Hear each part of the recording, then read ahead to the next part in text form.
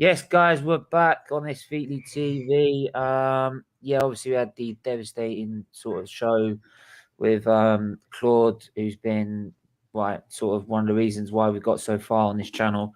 But yeah, rest in peace, Claude, absolute legend and big Arsenal fan, of course, and everyone in the sporting community will know him. Even Arsenal put a statement out, that's how much of a character he is. But we are here for the Liver Awareness Show because he would not want us to miss us doing our charity stuff. So yeah, this one is a anxiety and loneliness special, and someone who is a pain in the ass, right? But is also known as my sister and suffers from anxiety herself, Zara Featly. Hi. So, Talkman, you, Bargav, how are you, guys? Sorry, muted there a second. Yeah, hello, Zara. Yeah, I'm good. I'm good. Hi. When it comes to anxiety, I've had my problems with that as well. I think we all do at some point in our life. It's just, byproduct of the kind of daily struggles, and I think more so, obviously, in the current climate that we're in, is a big issue. I just think a lot of it is exacerbated because we don't necessarily have those direct support things, like being able to go out and do stuff, or the gym, or seeing friends and family. In some cases. Bargav, how are you, mate? First of all, good afternoon. Good afternoon and good evening. You guys are like 5 hours ahead. Zara, Steven, and Talk Menu. So so this is a pretty good topic to have. We kind of planned this beforehand yesterday. Which one are we doing first, by the way? Anxiety? We could do anxiety to start with if you want to. Because we did that stream like a couple weeks back, right? Like on anxiety, and we were talking about like how like with the current climate, the big thing about anxiety is we have this like fear, right, of things going bad, things out of our control, and like how to like manage it better. Like right now, I think everybody has a different type of anxiety with COVID. We don't really know what's going to happen. I think that's part of it. That's the second part is our lives in general. Like there might be things in our lives that stress us out and cause anxiety, cause us to like not sleep well, live in fear, and that's not a good way to live. The one thing we're supposed to take from today is like, life is precious, and you want to live pretty good without anxiety. So I think that's a good talk. I guess to start off the talk, I was going to say is like, what do you guys see as anxiety? What is anxiety to you? Before we just answer that, by the way, because I've got to do this as usual house chores, everyone do hit the like button, hit the share button, and subscribe if you're new to SVD.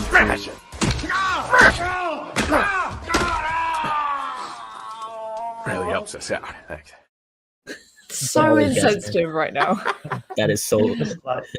It always gets me. He made such a good point about anxiety and like really touched on like some good topics there. And there's you bashing someone's hand in. That's me. It's my birthday. Yeah, happy birthday, Mum. Leave us alone. Happy birthday to your happy birthday. So I think it would be good to start with defining anxiety in general terms. So from what I've learned as an undergraduate doing psychology, anxiety is categorized as the feelings of frightened and paranoia and those typical anxious feelings you get when you're faced with something that you'd be scared of. Like some people are scared of the dentist and you get that anxiety before going. An anxiety disorder is where those feelings come through even if something is not happening. Like everything could be great in life. There's no worries. You might even be going on holiday or something like that. And you still feel really like a weight on your chest of anxiety. And it can be very debilitating for people. And my problem is that I'm worried about people in this pandemic losing so much support or like things that they use to improve their mental health right now. And I think you touched on a lot of good points about their fat that I think more and more people are getting diagnosed with that because of the pandemic we're in right now. Yeah, well, I think with your anxiety, I think we'll go through like sort of the story and sort of background. 'Cause I think it goes a bit beyond that. And Yeah. but Bhargav, do you have like suffer sort of anxiety due to the pandemic? I mean, yeah. I mean, I have a little bit of the fear of the future. I think one of the things is one of the things with me is His internet's crap. The worst, and anything happens is kind of bonus. Sorry, Bag, I've in and out there. So. If that makes sense, No, and that's like one of the things. I mean, I always expect the worst, and then whatever I keep happens. telling you need to go outside. Dude. Trying to find a signal. Yeah. Go on, mate. Go on. Yeah. So one of the things I've always done is I expected the worst, and then anything that happens is bonus. So then, oh, sorry, I'm echoing. So I'll be back. Let me come back to that. I feel like I'm echoing. Okay. Talk menu. Do you want to send anything on this before we move on to sort of yeah, a story? I mean, I'm echoing as well, but it's cool. I'll try and deal with it. I think I know when I first experienced it was in 2002, and everything was great. Everything was absolutely normal. And at the time, I was really into making music and stuff. And I was making a piece of music. I remember going to the gentleman's area, coming back, and when I came back, it was like as if somebody had just switched the switch on, and it was like whoosh. And I remember kneeling down on my knees next to my bed, and I was like, I thought I was going to die. I was like, oh my God. And I felt it was like the whole world was ending. It was just the most bizarre, unbelievable experience. And I ended up going to the hospital because I didn't know what was wrong. I was like, it was so powerful. It is the function of the brain over the body is incredible. And that's why I think more awareness needs to be made that these are disorders. It's things you cannot control. It's like breaking a leg or having liver disease, for example. Like you can't control that. It's not like, because people think, oh, you're just being lazy or you're just scared or like you're just looking for excuses not to do so. It is a mental disorder. It's something you can't control. That's why it's a disorder. So I completely back you on that, and I'm sorry that's happened to you.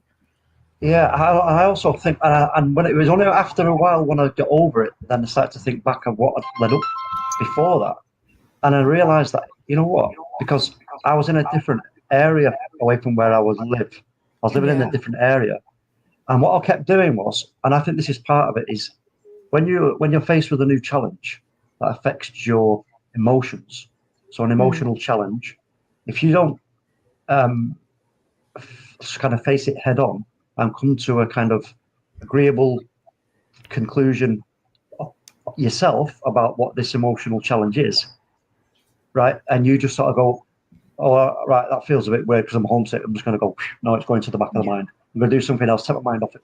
You do that, and I realized that what I was doing was I kept doing that and putting all these emotions that I would come at every now and again, like maybe like once a week or something like that. I'd get this really horrible feeling of homesick and thinking about my friends and my family, and I'd go, and I'd say to myself, oh, right, come on, you'll be all right, just forget it, just do something else. But obviously, if you're not dealing with it, you're just stacking it up and stacking it up and stacking it up. And you can only stack things up so far before it becomes a weight, you know what I'm saying? And then once it is a weight, it's going to make an impression on you. And I think definitely part of that, your brain, because I mean, I don't know if correct me if I'm wrong, but our brains, the way they work, when we go through a process of thoughts or movements, chemicals are generated in order for that whole chain of events to happen. And depending on the type of thoughts they are and the reaction that they cause, then there's a byproduct of that from there. So where does that byproduct go? If it's not being dealt with in a way that can sort of eliminate the byproduct, then if you leave it like, for example, if you leave a load of rubbish in your house, it's going to start to pong a bit in it, if you don't deal with it. And I think this is again, I'm just assuming it. I'm not as sort of knowledgeable as yourself in terms of what you're studying and everything else. So if you think I'm wrong in any of it, just say, look, you know what, maybe. No, I completely you're hit the nail on the head. I took a course in my third year as an undergraduate for mental health first aiding, and this is starting to come to more and more workplaces, and it's a great charity. They train you to, it's a 2-day course, and they train you to be aware, MHFA England, and it trains you to, it's a mental health first aider, so it's training you to spot the signs of someone who is it's helping you to spot the signs of someone who is in a very crisis situation, is what they call it, like someone who could be on the verge of wanting to end their life and things like that. And the thing that stood out for me in that course was, it's exactly like how you're explaining it. We all think about the mind as a sink. Occasionally we try and block up that sink with, I don't know, going out and doing stuff. Like you said, you were sort of trying to avoid it. And then the tap gets turned on. So more stuff gets put in, more water is going in, or more information, or more trauma, or more things are going in.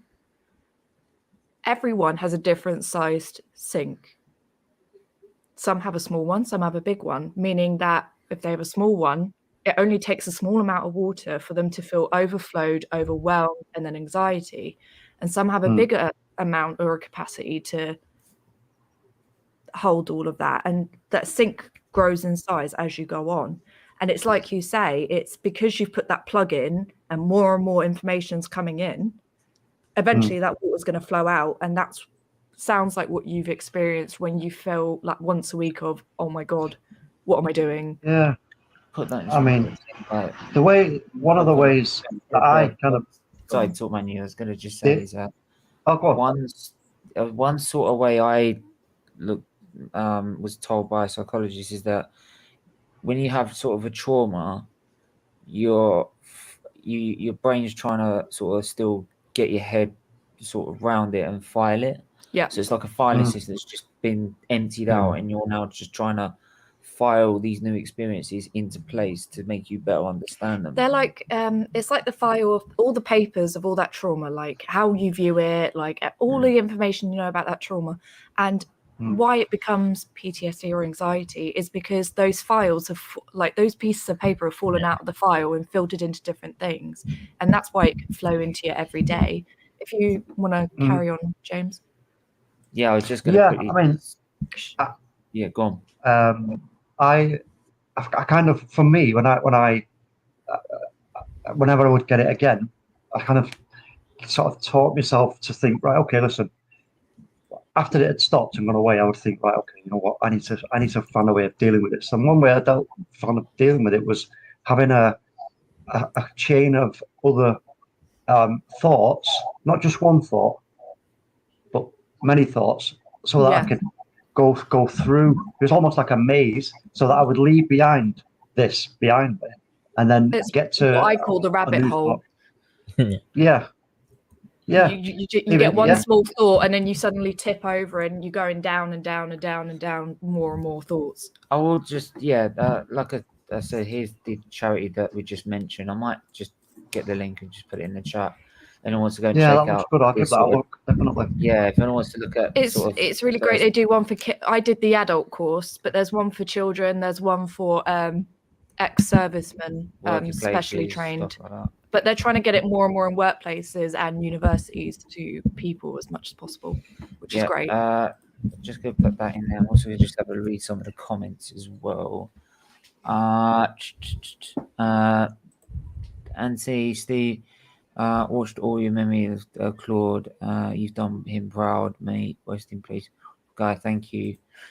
Rest in peace. Yeah, it's been a massive shock today. And yeah, Dan, like you would say, you wouldn't be having a go at me if I didn't do it. So we're doing it. So big up, everyone. We are here for you, Stephen, and everyone. There's the link to the charity as well. So yeah, I don't know if you wanted to share your sort of story of how you got to anxiety and stuff like that. Well, it involves you, doesn't it? Oh, does it really? Okay. All right, great.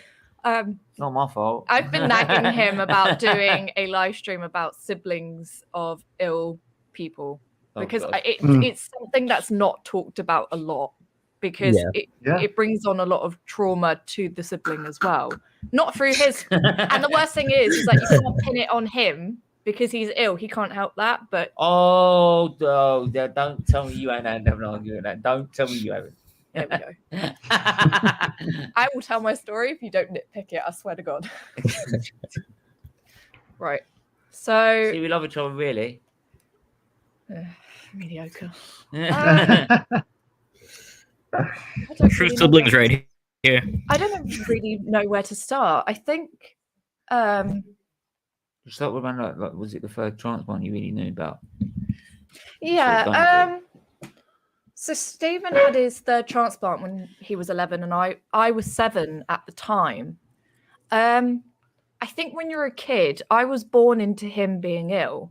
And it didn't occur to me to ask other kids in the playground, does your older sibling go to hospital so much? Like, does your older sibling need bloods taken all the time? Like, it was just a norm. You didn't think as a child, this is unnormal. And that's a reoccurring theme all the way through my life, is that this was my norm. Like, I just didn't think to ask other people growing up, is this what you experience? I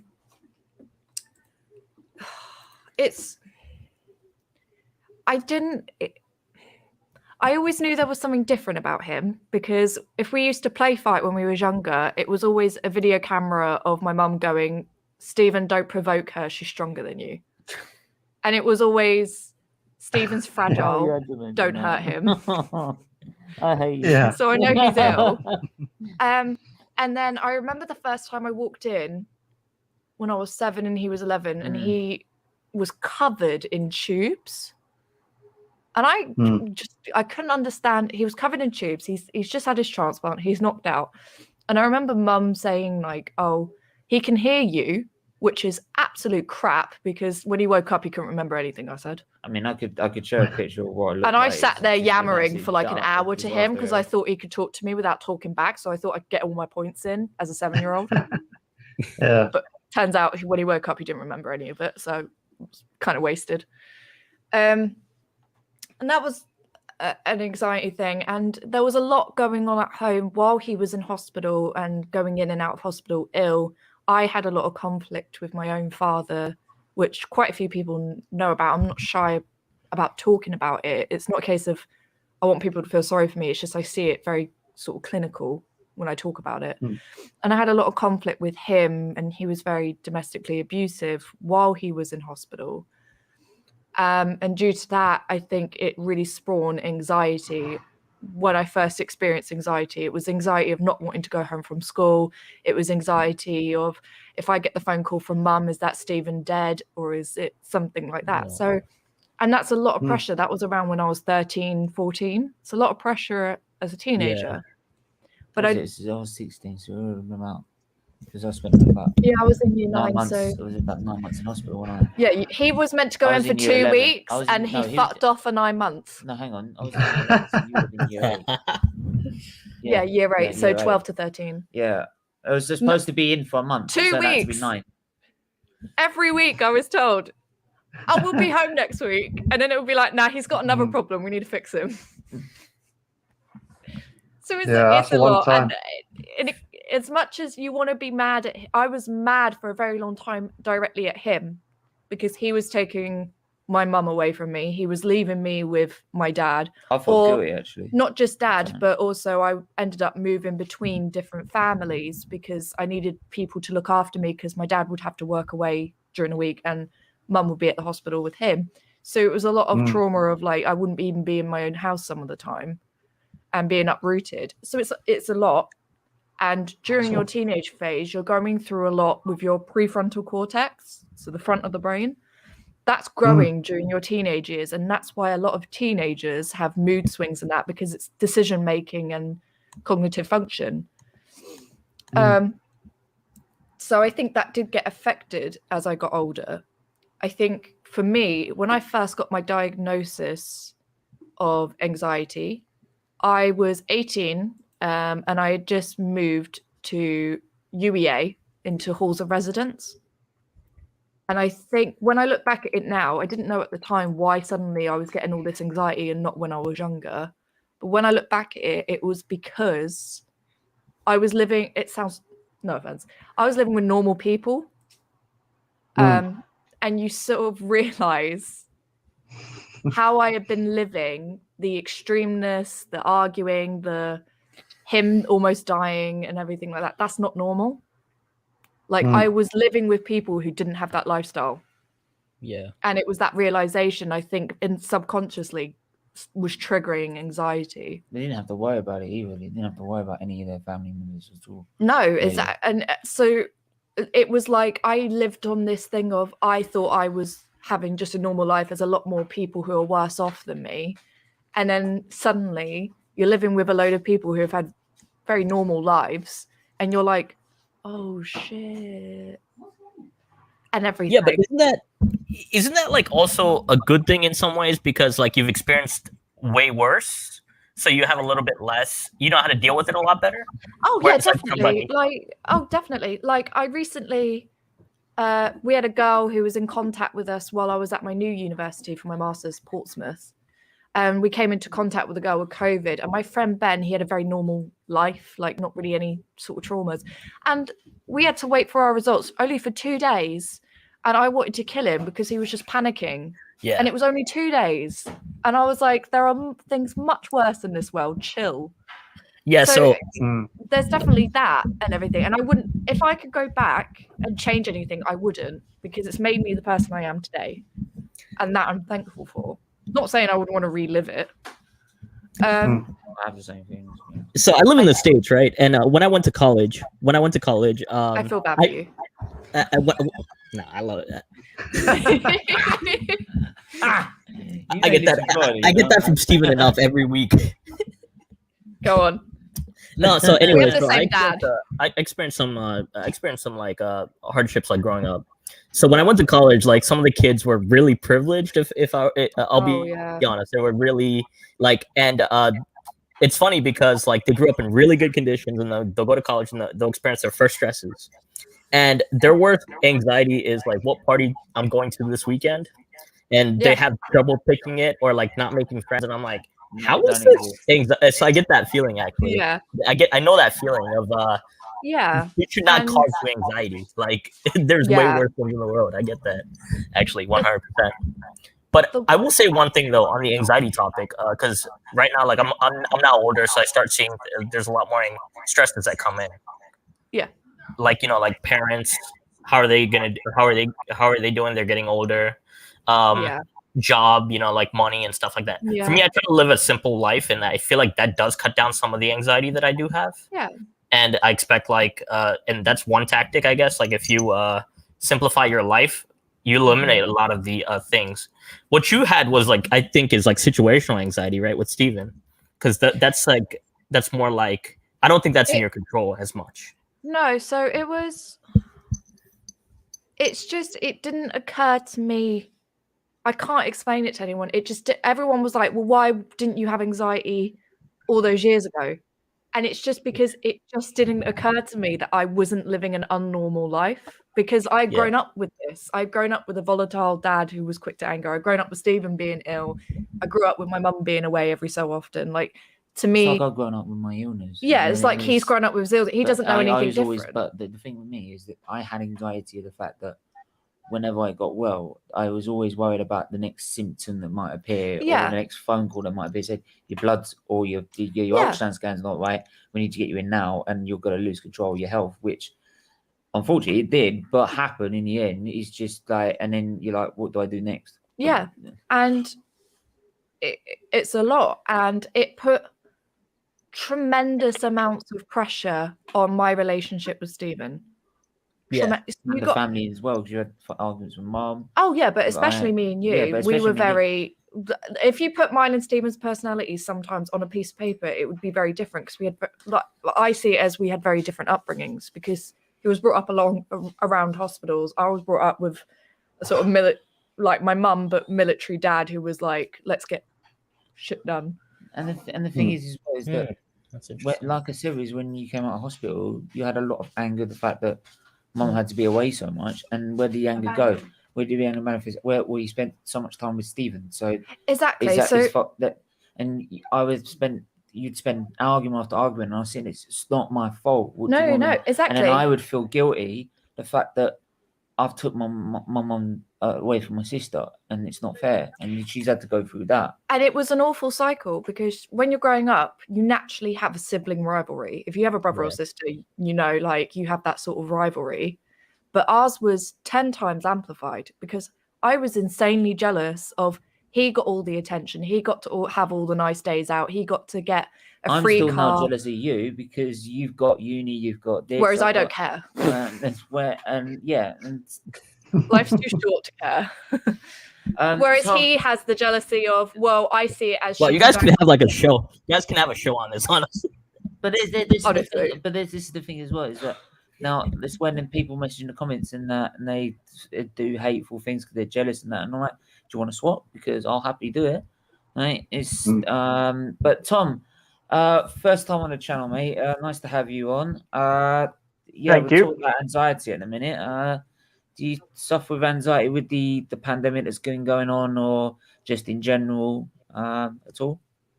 I don't suffer with anxiety. I would say the time I've felt more anxiety is probably this lockdown, the third one. And the main reason for me is because I've got a nephew that was born back in September, but I can't go and see him because he's in Cyprus, and obviously we're waiting to get, obviously our jabs and everything. And during Christmas was the first time I've ever spent it without anybody. And usually in my line of work, 'cause I'm a chef, you just work anyway. You just do it, and you kind of feel better in that sense because you're still surrounded by people in the same position. But as this year, because I was working when they made those restrictions saying that you have to leave today to get to somewhere you want to be for Christmas, I couldn't do anything because I was still at work. So I said, you know what, I'm not going to risk it. I don't want to get fined. So I stayed in Maidenhead, where I am right now. But in terms of anxiety on a day-to-day thing, I admire people that, have to go through it. I'm lucky to say I don't feel that kind of pressure and everything. But when you said about just now about people commenting stuff online, I honestly think it's a lot of bravery to admit it, especially nowadays with social media. If you have these issues, I think it's good that people should speak about it. We have to get used to speaking about uncomfortable things. And I just don't get that people, when they talk about their health issues and there's someone else hateful on the other side talking about it. And it's like, why are you not realizing when you write things down on the screen, just because it's not coming out your mouth, it's still bad what people say to each other. They're doing it for sensationalism. Yeah. They're doing it to get a reaction. I mean, one time is where sometimes where they've put really rubbish comments or anything like that, I'm just like, yeah, whatever. Like, you block him, whatever. All right. And it got to a point where we were having a really good Arteta out show, actually. Right. Really good show. And one of the allergies I used in that show, and Barg haven't taught anyone know what I'm talking about. I'm not going to mention it. But we were having a really good stream. That stream, it was really good. And the guy who was Arteta in, I was referring him as his lawyer. Right, so the client, right, is having to. My client would like to defend himself on this. So while I did the interrogation, and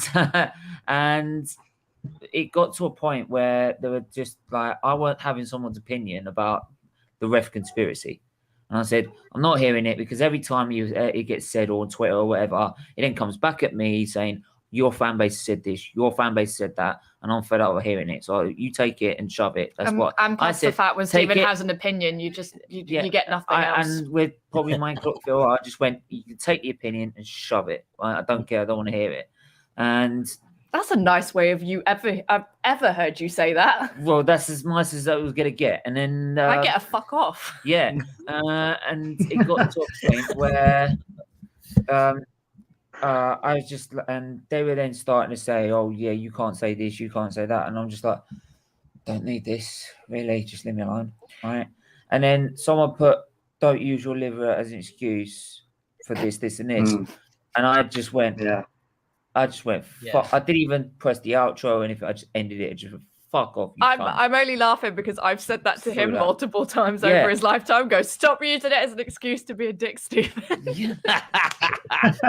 Sorry, it was me. I was the hate comment. Sorry. No, but I will say I will say with the anxiety thing is I was talking about like just things that you can kind of do because Yeah. you said something that was very interesting because anxiety disorder is I think different than general anxiety because I think there's two different things because I think we can get anxious over just something that happens tomorrow and that's normal. That's healthy. That's it's part normal. of survival. Exactly. And then anxiety disorder is like when it affects your like daily functioning. I think that's the way I had it described to me. It's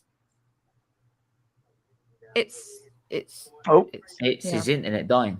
Oh, it's being attacked by like a car outside or something like that. Sorry about my internet. Important streams too. I gotta tell my I gotta get that like fixed. You'd think a better internet connection, you know. I know. I'm not getting into America. Every single from my experience, I've always found that, and I find it not strange, but I've always found that if ever the last time I felt a bit pretty anxious was when when lockdown had happened and the kids were off school, and then when my son went back to school, whoosh, it just hit me. You know, it was like I got really anxious because obviously he wasn't there, you know, and he'd gone back to school. But what I always find is that it's positive, natural actions, like talking to people. If I get that feeling, if I go outside and talk to somebody, it's almost as if it gets switched off for the length of time I'm talking to somebody.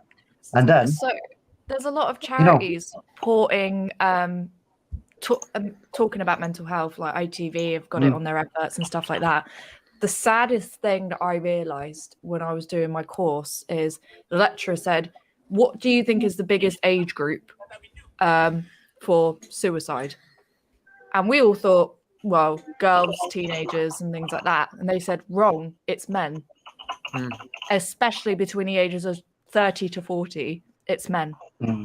And it's because the reason we have so much data and statistics on women is because women are more likely to go to the GP and not feel so ashamed to talk about it. Whereas men feel like they've got to live up to a masculine view and won't go to the GP and talk. Therefore, it doesn't get recorded down that something's wrong, but we record down that they've committed suicide, which is sad. The thing. This is why when we've always been on this liver awareness show, and where we started funny off, is that I'll happy talk my liver condition if it helps someone else, right? But you need, if anything, you have anything in your life, say you don't like something's affected you, someone's died or someone like that, talk, don't bottle it up, right? Because all you do is you make yourself worse, right? And that's in the end, like say like if someone's passed away and then you're bottling it up and then you're ended up feeling worse about it, right? It's sort of a sad legacy to live, really. They want you to do that. They want you to talk about it to make yourself better and learn from the experience. And that's another thing is we're talking about anxiety and loneliness, but they sort of go hand in hand. So with my anxiety, I think it was only about a month ago, I was nearly crying every night. Here's the thing is when you're crying every night and I'm going through, you're like, what? Why? Yeah, really not? But it's not. I struggle to understand that. Yeah, so it's not just that. So when I was doing that and I was going through a really low phase, it's building in your head. But you're going, I can't talk to anyone about this. No one will understand. No one will get me. I'm all alone. No one ever feels like this. Only I ever felt like this. And it's like so like clenched in that you just can't talk about it because you think, I'm all alone. No one's ever felt like this. No one's felt it to this degree. No one understands or anything like that. So you bottle it more and more. It's a horrible cycle. And the more we can talk, as soon as I talk to someone about it, I feel instantly better. But it's getting that step. Yeah. It's like whenever I always make that step. I always make that step. Good. Yeah. That's really great. You know, it's funny because when I was in college and I took like this like stress management course, one of the things they said is like everything that you've ever done, somebody else probably has done it and they've written a blueprint on it. So there's stuff out there. Like there's blueprint on getting out. So I've always said I think was it after that meeting, the meeting where they said they couldn't do anything anymore, 11th December. Oh yeah, you were crying like a little bitch. Oh, thanks. Yeah, but like that, I mean, you had the no, she's lovely. That is she. I've got my Keep you in dad's line. Keep you sarcasm. in line, man. Can I just make a disclosure? Good to Can I know. make a disclosure? Just If you guys give say me something, 5 minutes. I'm just gonna quickly just stop No. the cam while I kill her.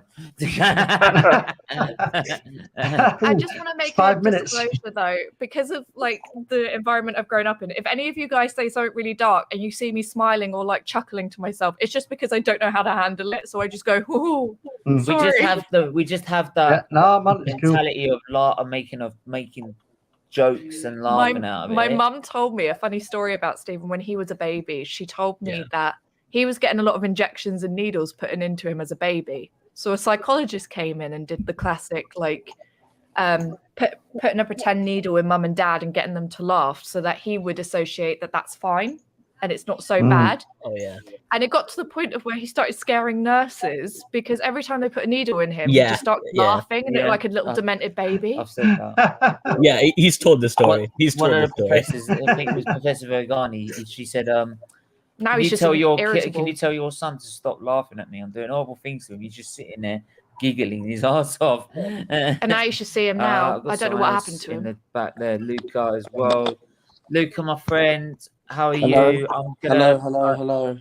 I saw your video. I left a like on it.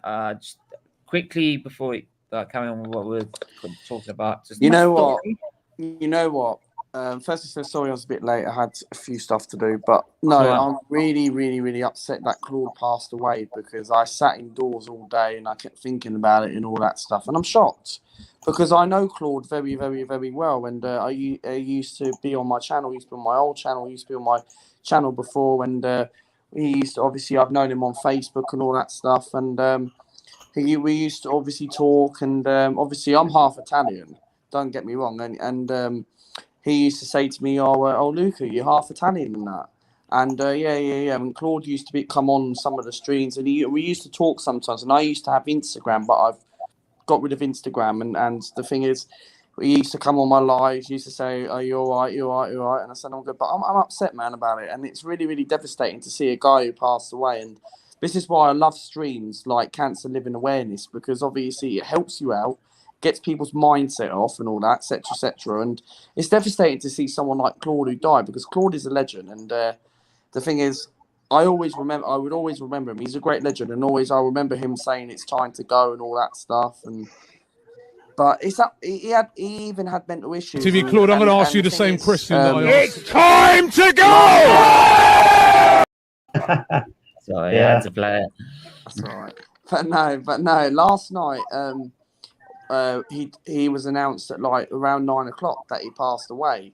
But it was 5:47 a.m. that he passed. But Robbie found out last night, and I don't know if you know Helen from AFTV. Yeah, so we know. Yeah, she's something to do with like Claude's flat or something like that.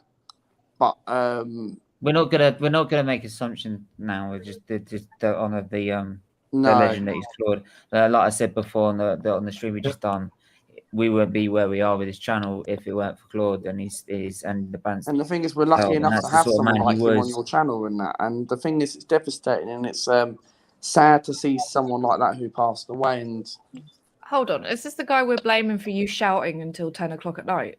No. I usually agree with him. No, this guy. I usually agree with this guy because he's Arteta out. Is your sister Arteta out? I don't know. No, I don't even know sport Arsenal anymore. Do you?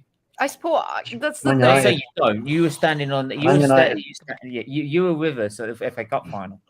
When someone talks incessantly in your ear all the fucking time about football and nothing else, you kind of want to go jump off a cliff.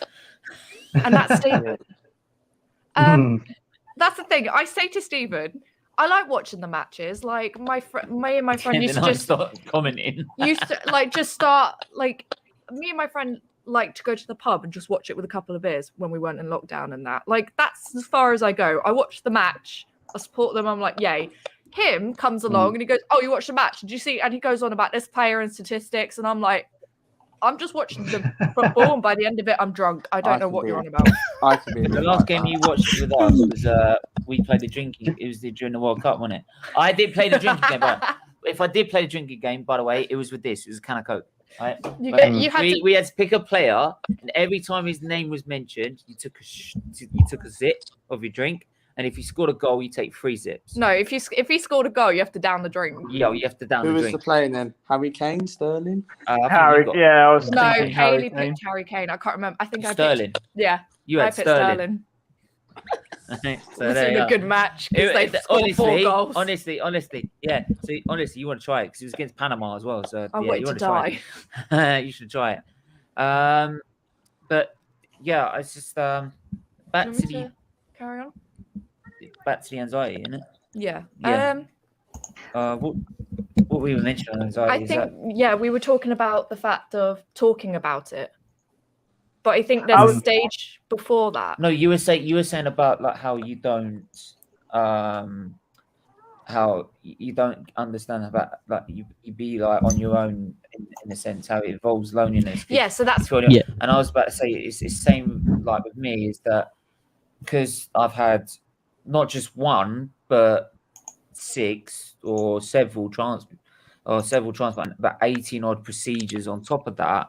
I'm sitting there like no one on this planet knows what I've been through here. No one on this planet's had 6 transplants before. I'm rolling my eyes because I hear this every week. There are constant problems. And yeah, I've probably mentioned this so many times. It's just if I had £1, I could afford my own house. Even though I look like I'm coping with it, this is all right on the camera, but off the camera, and I'm like, oh God. Like, how does this make sense? How does it make sense? I don't get it. Stephen, I guess I was going to say about it.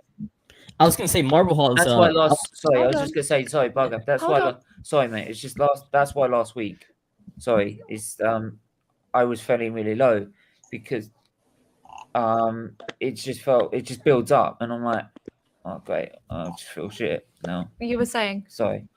No, I was going to say Marble Halls came in because I don't think we got to him. Like I was wondering what his views on anxiety were because we totally missed it.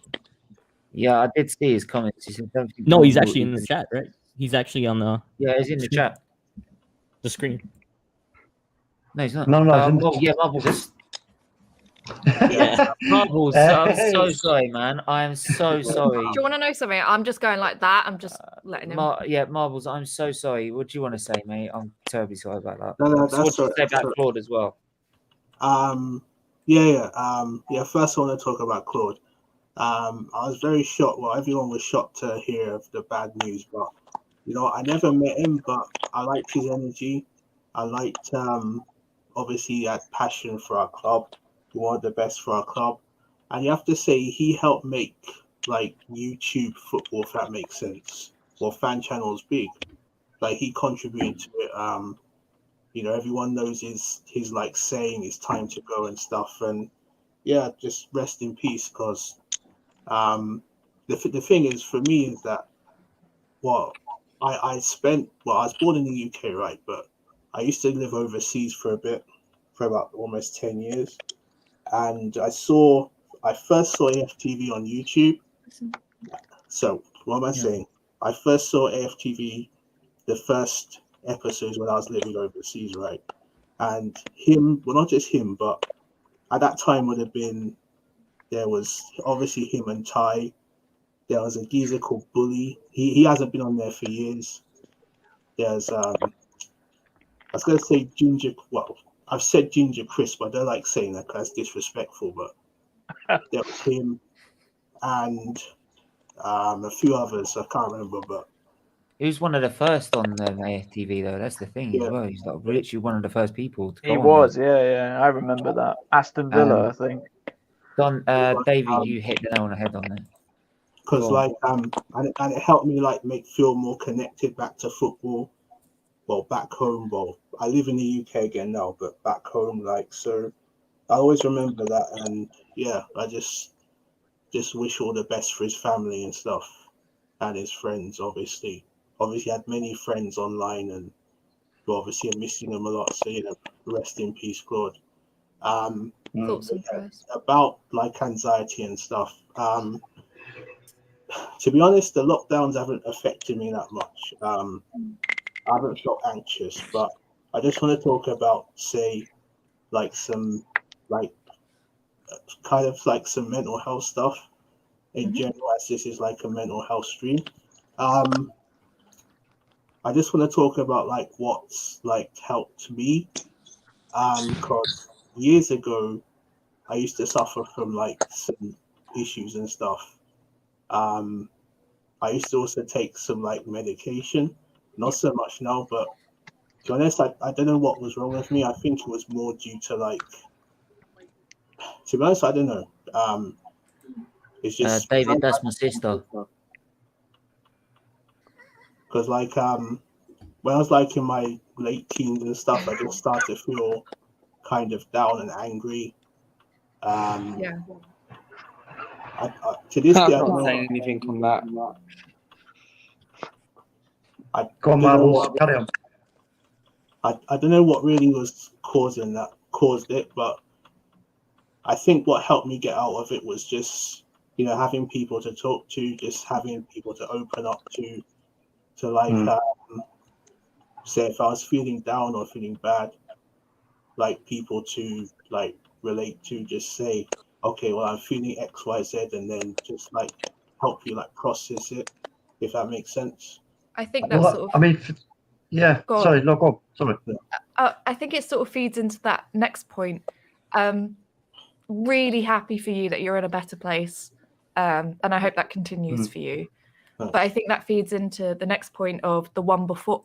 There's a stage before getting to talk, and I think a lot of people struggle with it, and that's an acceptance. I struggled so much with accepting I had a mental illness, even though I was diagnosed by the GP and everything. I just didn't come to an acceptance. I spent a year just drinking, and I was told that was normal because I was a first year at uni, but this was like drinking on my own, like constantly trying to self-medicate. That's one of the points I was just about to make. Was if we starve ourselves of our natural food, which is company and interaction with other people, that can have a big, massive impact on your mental health as well and your well-being, because that's what we've evolved from. That's one of our innate purposes, is to connect and socialize. Exactly. It's within all of us, maybe not Stephen, but it's within all of us to actually connect with people and listen and be nice. Nah.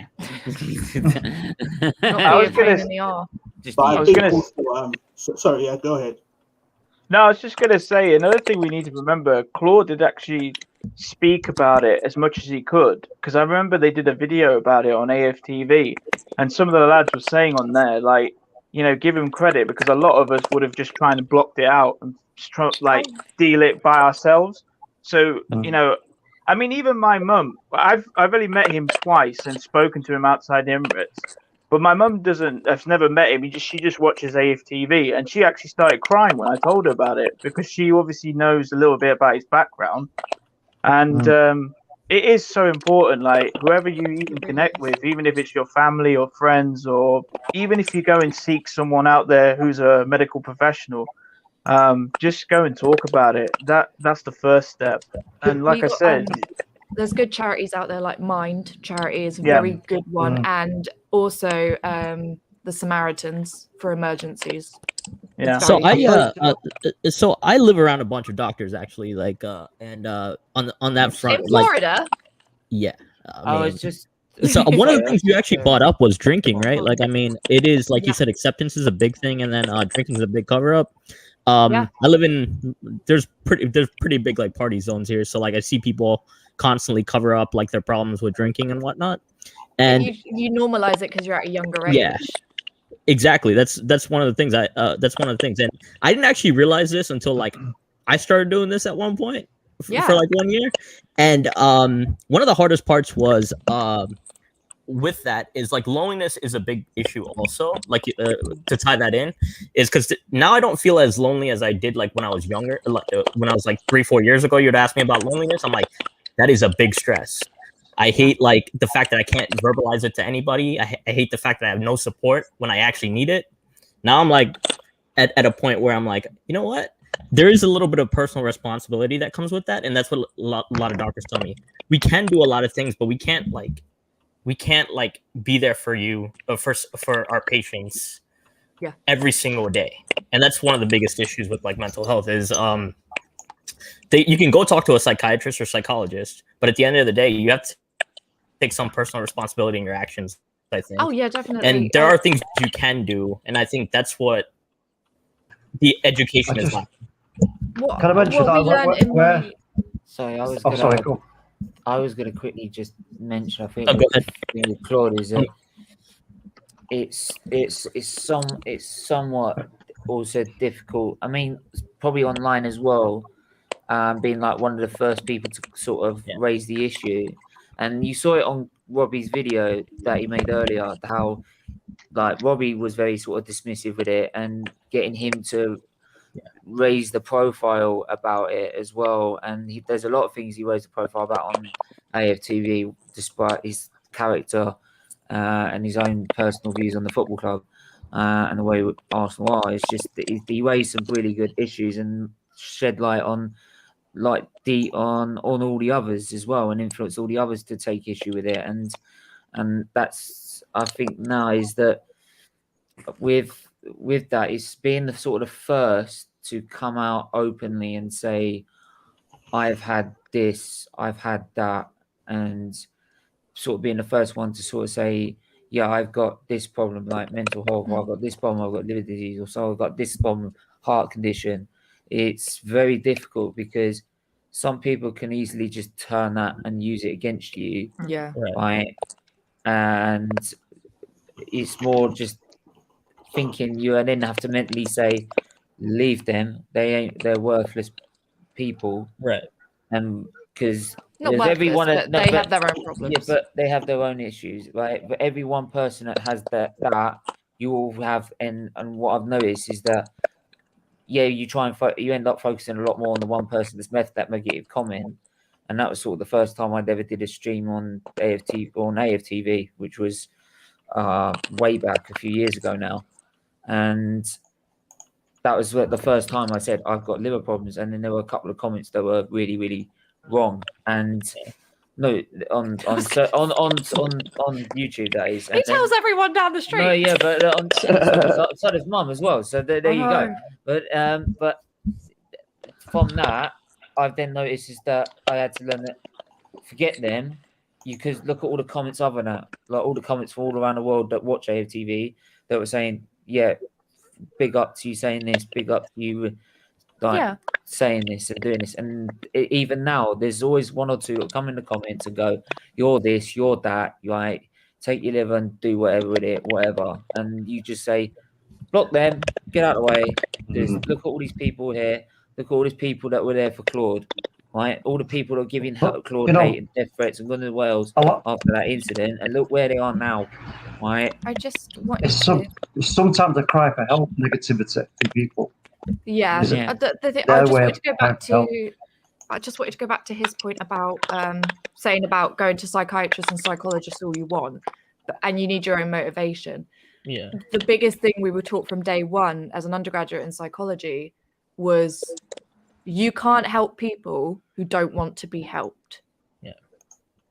No intervention, no CBT, no therapy, no medication, nothing will work until you come to an acceptance that you need to put effort in.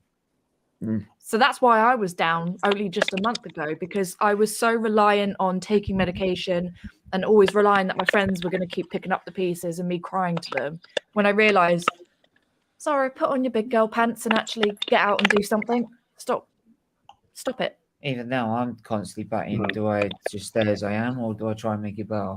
No, we're going to bury you under the patio. I know you're going to bury Actually, me under the patio, see, that's what I was getting at. Is like, I think as an awareness stream, what do you guys think people can do at home? Because like sometimes as individuals, like I think there are things you can do, right? You can seek out people. You can seek out people who you're gonna get along with.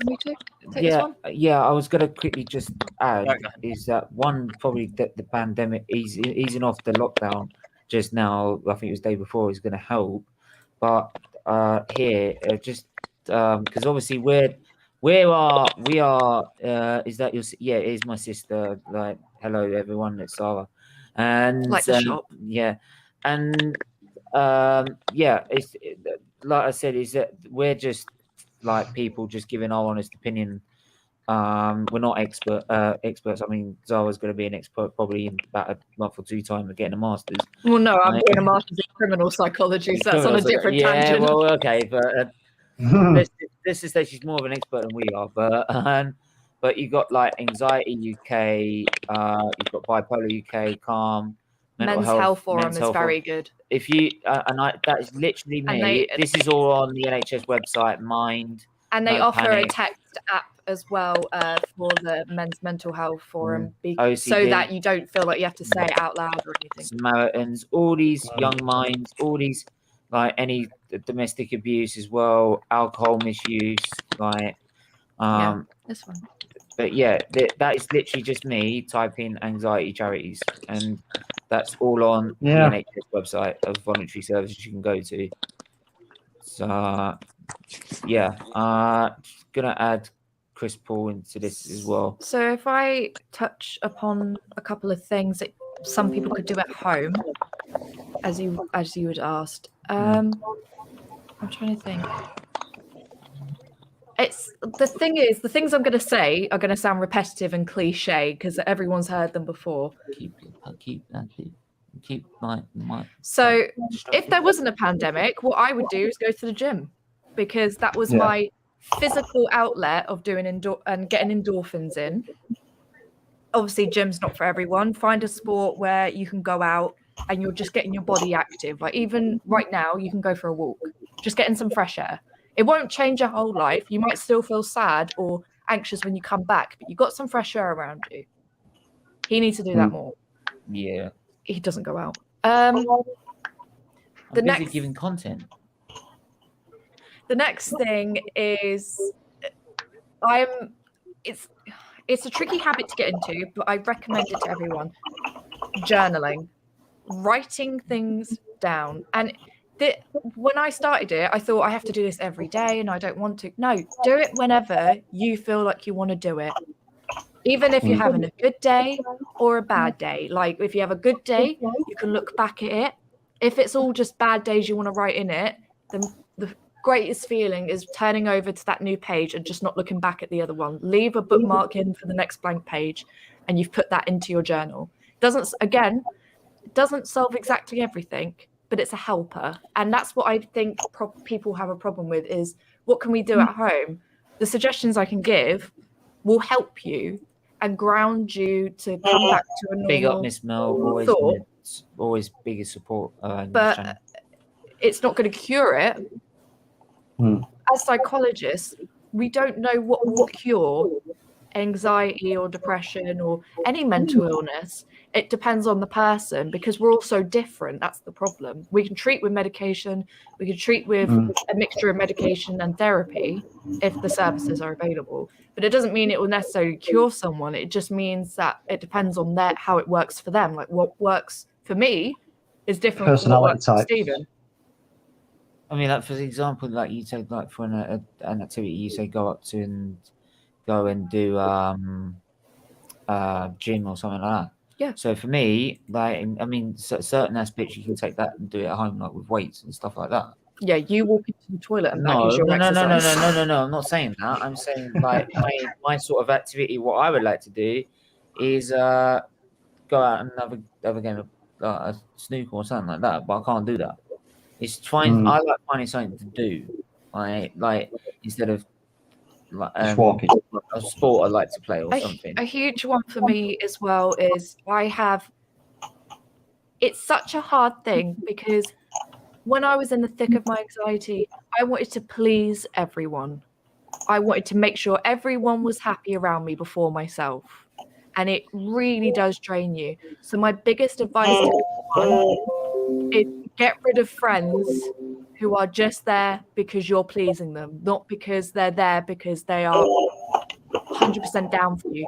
I am happy to say I have friends, but I have those about 2 or 3 really close friends that I know no matter what, I can phone them and they're right there and they go, come over, like, let's have a FaceTime. Let's talk as much as you need to, vent, get it out. I will advise you as much as possible, because I got rid of friends that were not doing that. So it made way for such great people to come through. And it's really hard to say to someone with anxiety, get rid of people, because you really want to please people and you're too anxious of hurting people's feelings. It's not like I had a fallout with people. I just didn't talk to them as much. And we filter things. Yeah. And I cherished my friends. I'd rather have, I used to say that to Stephen, I'd rather have a few close friends than a whole group of acquaintances. Oh yeah. You know? I just want to say basically, I think well, just my own thinking and experience, that basically changing your environment is good. When I say that, I don't mean it can mean like in a big way or small way. So I echo what you said about like friends and stuff, but it could also even be like family members, or even like changing. This will sound like weird and probably a bit trivial, but even like changing like your room or living space. No, I'm completely down for that. Amount of times I've had clear out and purges of my room because I just wanted to feel like I'm in a clean space that I've made clean all by myself, just making my bed in the morning and stuff. Like that's a really great point. And also, what also like has helped me in the past is like just basically just like having like a different like direction in life, like what you want to do, what you want out of life, like where you want to go, and like basically as you said, everyone's different, but basically what's helped me is just basically just like being yourself all the time and just doing what makes you happy. Obviously not stuff that harms others, but stuff basically that just basically I try my best just to do me and what makes like me feeling. It's determining what's your goal and what's a goal that someone else is expecting of you. I agree. Chris Paul, how are you, my friend? I'm fine. Oh, hello. Can't hear you, my friend. Can you hear me? No, low, mate. Oh, really well. Your mic is really Is this low, fine now? volume-wise. Get in there. You go a bit higher. Hello. Okay. Is it finally better? I think Tom wanted to say something. Yeah, Tom, what do you want to say? I was going to ask you, Steve. I've never met somebody in your situation with your liver transplants and stuff.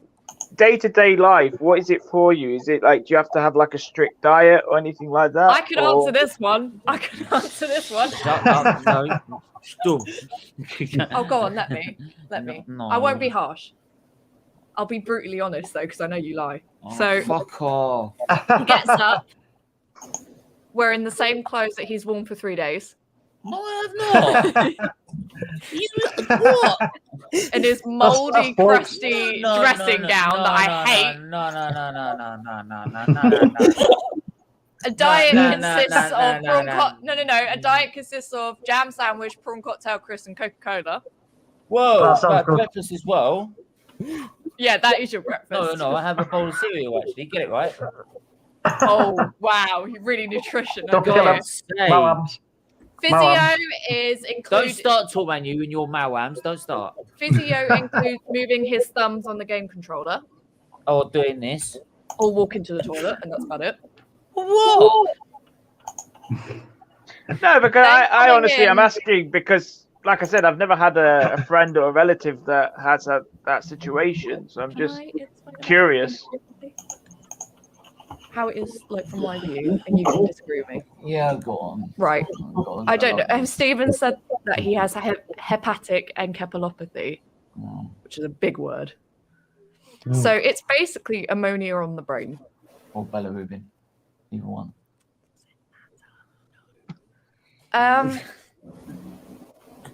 It's like pouring bleach onto someone's brain.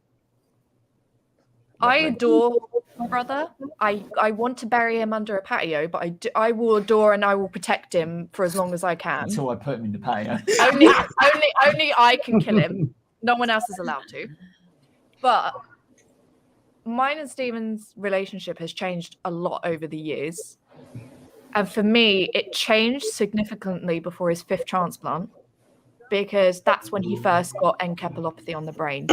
And he just wasn't the same. Well, I wasn't. They did get him when I was 11. But yeah, but it was really bad. Yeah. And he just changed.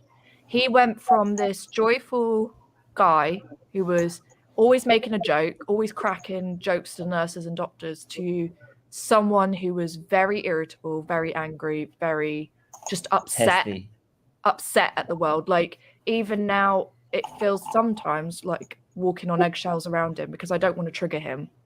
Because I completely understand why. If I was in his position, I would have given up a long time ago. I would have been fed up. I would have been like, see ya, I'm not doing this anymore. I completely understand. But it's day-to-day for him is very much like, the only way I can explain it for me, watching him, is like watching someone with dementia. He used to be the student. He used to be the A-star student. I was the moron. Like, he was incredibly brainy. And it's just sad for me as a sister to watch him like this, because he's not the same bloke anymore. And it puts a strain on that every day. And I just worry for him, because I know he feels so sad and angry all the time. And it's not his fault. It's because he's getting damaged on his brain. But it's day-to-day is a struggle for him, because it's like the amount of times he's left the hob on, for example. Or just, it's small things that aren't like dramatic. He can walk around, he can dress himself and that, but it's the small things he does around the house that can put him in danger as well as others. And that's why that's why he gets so upset, because he can remember the times when he was like at the school. Teachers used to go, "Why aren't you like your older brother?" Because I was the one who was undoing my I was undoing my tie. I was getting detention every week. He never got a detention, apart from one. That's because I forgot my homework. That was it. He always had his tie done up. He was in A sets for everything. I was in B average. Like, everyone used to compare me to Stephen was the smart one. We used to swap homework. He used to do my maths homework. I would do his art homework. You know, and that's why it's hard for him now with mental health, because you've also got something that's making you add up stuff, let alone you see him being angry and frustrated in his brain because it's getting damaged, but it's also a sadness because he remembers what he used to be like that he's not currently like now, and that's so debilitating for anyone. Like, it's how I describe it, it's like someone who was a marathon runner and then lost the use of their legs. That's how I see it for him. So sorry, Stephen, if it's upset you, like, I wish I never said anything. If it's upset him, I'll smack him. No, it's fine. Because I, you know, this is it's fine, man. These are nice things to talk about in a way, because you realize, you understand people's, like, what it is for them, basically. It's the whole point of the show, so that if it gets people donating, so the research gets into because I don't want other kids that are in the same position. The kids at King's College Hospital right now. So there's King's. There were ones at King's College Hospital right now, right? 6 weeks old, the same age as I am, and they're doing exactly the same thing with Billy Atresia, having Kasai's, having this, that, and the other, and they don't know why it happens. It just happens with this condition of scar. It just happens. If it stops someone in the future then having another transplant because of thrombosis brachiatrachea, another thrombosis, or another thrombosis, or another thrombosis, if it stops all that in the future, then that's one kid that's not having to go through what I've had to go through. And this, when you do have like when you damage on the brain and stuff like, is that because of how many operations, or is there another reason for that happening? It's not so much damage. It's just that it's like so what happens damage the brain. It confuses. It sort of confuses the brain function. Right. I've got a good way to explain it. It confuses the brain function. So the certain signals, like no, memory signals, is just brain damage. It's it clouds the memory. It makes you. So that's why I will talk about what we talked about today. Within half an hour, I have completely forgotten what I've said. So when people want to come back at me and said, you said this on your stream, you said that on your stream, I've gone, may have done. Oh, it drives me insane because he does it every day. He goes, I didn't say that. And it's like, yes, you did. Yeah. 2 minutes ago. I needed like 5 minutes beforehand, you know? So I've just... It's not so much damages it. It just confuses all the brain sort of So I've just looked up, I've got the list here of Stephen's symptoms. This is hepatic encephalopathy. Anyone can go look this up. It's usually the main moderate, which is him. It's difficulty thinking, personality changes, poor concentration, problems with handwriting or loss of other small hand movements, confusion, forgetfulness, poor judgment, and a musty or sweet breath odor, which I don't know if it's that or the Coke. And then for severe is confusion. I regret inviting you on here. I feel like we could have a stream of me just sitting here and no. This is it's funny because like me and Talkman, you see Steven like every day. Yeah, we see him every day, right? So like so for severe version of his condition, it's confusion, drowsiness or lethargy, which is him, anxiety, which is what we're talking about. He could severe personality changes, fatigue, confused speech, like he mumbles a lot now. He used to be so bloody loud and now he just mumbles and I can't understand what he's saying. Shaky hands, slow movements. And yeah, it's like a similar list. If you put it next to someone with dementia, it's very similar. Right. So it could be that, and it's also the fact of, you know, not many people on this planet have had 6 liver transplants, which is a very long operation, and you're cutting off blood supplies to different organs to put in a new liver. There's no way we can tell what damage that would do to the body, just putting it through the stress of so many severe operations. So I think that does have an effect as well, is because you're doing so much, they've just connected the brain to his arse by accident. She doesn't love me. She wants to bury in the fire. It's the only joy I get is insulting him. Like everything's usually about him. So the only sort of joy I get is insulting.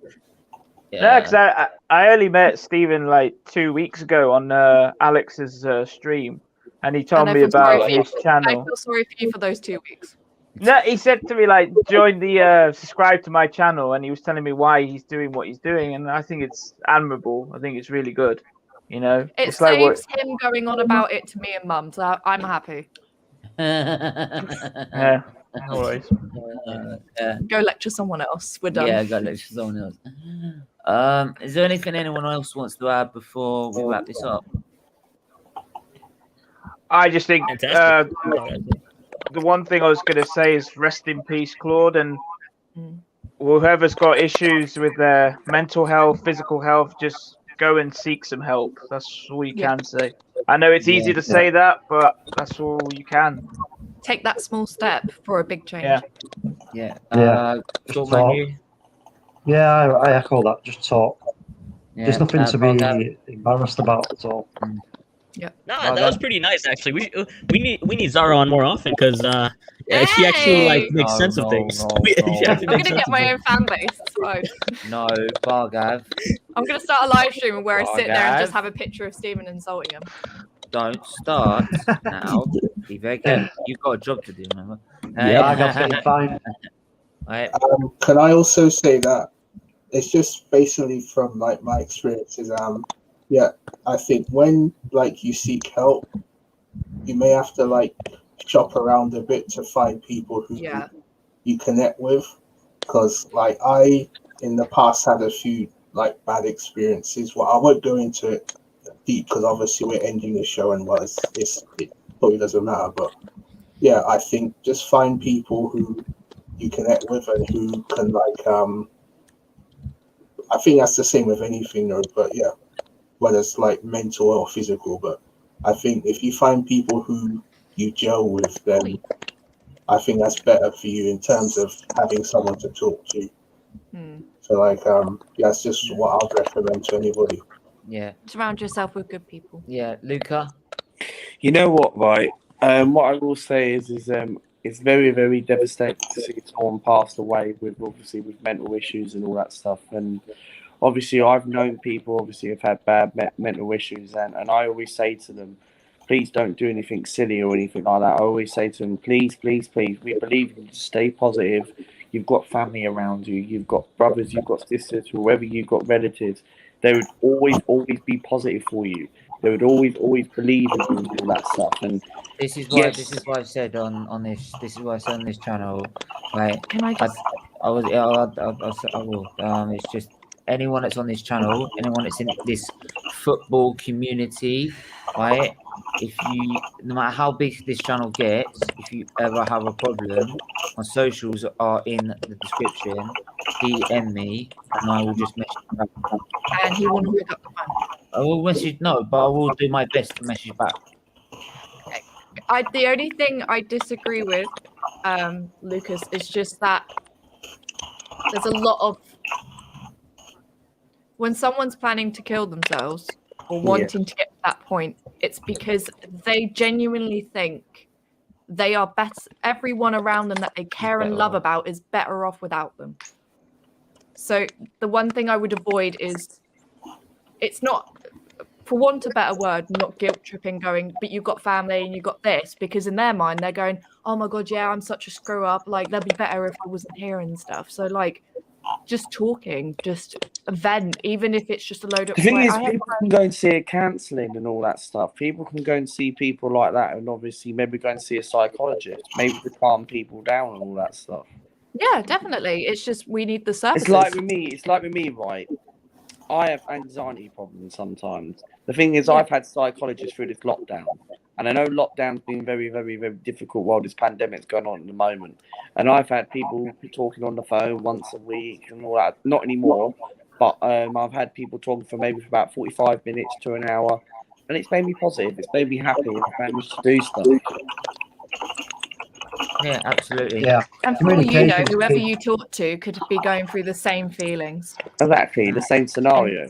Exactly, and it will make anyone feel better. Like, as soon as I phone up my friend, they go, do you know what? I've just been diagnosed with anxiety. I was literally like, oh my God, I'm not alone. They're like, I get it. It's a great feeling. It's like sometimes when I've been in hospital, was it the last person I was close to passed away on me. She was waiting for a third transplant. I was the only one that spoke at her funeral. But that year that we knew each other, because apparently we knew each other beforehand, all the parents knew, but we got to know each other for about a year in and out of hospital. We were in and out like a yo-yo, right? And we would stay up to about silly o'clock in the morning, right, winding the nurses up. They said, why don't you two go to bed? I said, because it's funny. He was in intensive care, and suddenly this nurse comes in with a load of sweets and a phone number, and me and my dad are looking at each other like, you managed to pull the girl's number while unconscious in bed. No, whilst intensive care on dialysis, I've pulled a girl, yes. We were just sitting there, me and dad, just going, this must be a call. Yeah, and but dad was like, well, where you going next time? Because I had a scan coming up. I said, no doubt you'll go to the first floor and pull up some bird down there now. Anyway, but yeah, Chris Paul, anything you want to say before you go? No. He's just upset. I lost the Grand Prix. Also, I love that. He just came to put the Red Bull picture up. He just came to put the Red Bull picture up. Can I just say one last thing? Is just what's also helped me to is like problem solving. So if you have like an issue, it could be any issue, big or small. Like I sometimes would sit down with someone like close to me and say, all right, cool. Like, what's the issue? Like define the issue kind of thing, and then Like work out a series of steps. Okay, this is how you solve it. 1, 2, 3. And if it doesn't work, then you go back and then keep on working until you find like a solution. So I think having like a structure of how basically to navigate shit has helped me. And well, I don't know, it's a recommendation to others. They don't have to do it, or if it doesn't work for them, fine, but it's still something. And not just me, but people I know also who've had like mental health issues have said it's helped them too. So That's a great note. Yeah, absolutely. Just quickly doing something. Well said, mate. Well said. Yeah, thanks. Just quickly, one more comment there. On this sad day. And let's get started with 1,000, then we can get some donations going to the charity. If you get 800 subscribers, then I get to sit here and insult you for an hour. No. Yes. That's on. That's on. Yeah. Yes. Say the words. No. Yes. Talk, man. It's Say done. the words. No. And tell no. embarrassing No. stories. I'll just do a stand-up. He looks terrified, man. He looks terrified. Because he knows there's a lot of material to work with. It's done. With that bombshell. Behave, William. Yeah. Behave. Behave, will Play ya? it. Claude, I think Claude would have really loved the stream. I just want to put that out there. Yeah, absolutely. But yeah, thanks to everyone that's tuned in. Share live on all your platforms. Yes, do that, because it can help. Even a year's time, it can help someone. Even 2 years' time. So go and do that. Go and get the. If you are struggling, go get the support that we suggested. It's easy enough to find on the NHS websites. And yeah, we are literally 9 subscribers away from 800. If you want to see Stephen being insulted, no. Hit that button. Hit that button. No. Like I said, behave, will ya? What I'm gonna do tonight is I'm gonna go and create as many. No, that's it. And get it up, please. Boom. Create a thumbnail. No. Yeah. Coming for him, you can't even get a fucking fly. Steven, I have 15 Google accounts. I have 15 Google accounts. I'm gonna solve using all of them. No. Just look. Go on, hitting that subscribe button, Chris. Yeah. So scheduled. The thumbnail's already being made as we speak, mate. We're gonna have a roast. We're gonna have a very serious chat. We're gonna do a roast session. We're gonna do a roast session. He's gonna sit in a nice big king chair, and we're all gonna sit here and roast him. No. Give the people what they want. With that, I'm ending it. Goodbye. Hi. I'm ending it. Bye-bye. That's a thumb.